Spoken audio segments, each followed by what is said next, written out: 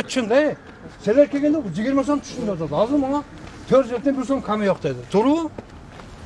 Bu o'xshaganlarning barini joqqa qilaman uka. Yaz hozir. Ko'mir chiqasan hozir. Mana televideniye turadi. Hozir qanchadan sotganingni bu yerga yaz. El ko'rsin.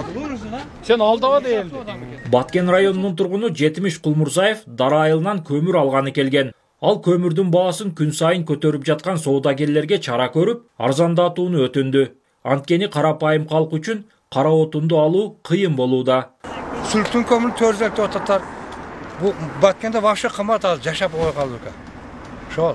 Yer mümkün olsa arzandatsa jakşı olattığını arzandatmaya sattı. Азыр канча кап көмүр алдыңыз? 11 kap kömür aldı. Жетеби эми бул? Жетеді bizge. Biz o darada yaşayız. Bundan 80 kilometre alışıkla. Bir kışta 60 kap kömür jakabız. 3 tonna kömür keter çıkar. 3 tonnası 10 somdan asaŋalı 30 pun ketті bir kışka.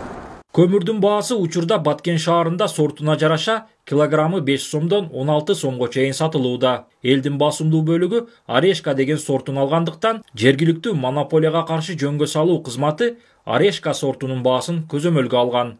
Бир гана ушул Баткенде гана ушул кээ-бирде көмүрдүн баягыдай көлөмү аз болгондо кээ-бирде өзүнөн өзү мындай скачоктор болуп кетип атат. Ошону биз карап көзөмөлдөп турабыз. Кече ошондой болгондуктан биз ошол жеке ишкерлерге айыппул салдык да. Канча ишкерге айыппул салдыңыз? 3 ишкерге. 3000 сом. 3000 сомдон 3 өттөн.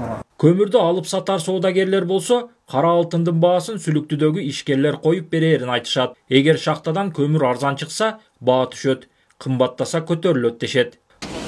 Endi bizge o yaktan apke berişi kımbat oldu. Beri o yaktan satılışı. Olur özleri kanunu törüsümden apke per oldu belki. Biz onu kançadan satalız misali.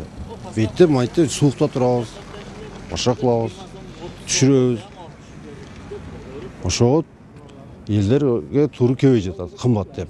Şu an için betteki hükümetler bari o yakta aytiş gerek de. Senanı koyup, o yaktan senanı düşürüp verse, biz şu hükümetin aytken senası satağız. Баткенде көмүр кымбат болгондуктан, эл үйлөрүн электр энергия менен жылытууда. Мындан улам энергетиктер ар бир үйгө кирип, түшүндүрүү иштерин жүргүзүп, электр энергияны жылытууга эмес, жарыктык үчүн гана колдонууну эскертишет. Бирок көмүрдүн баасы турукташпаса, энергетиктердин иши майнапсыз.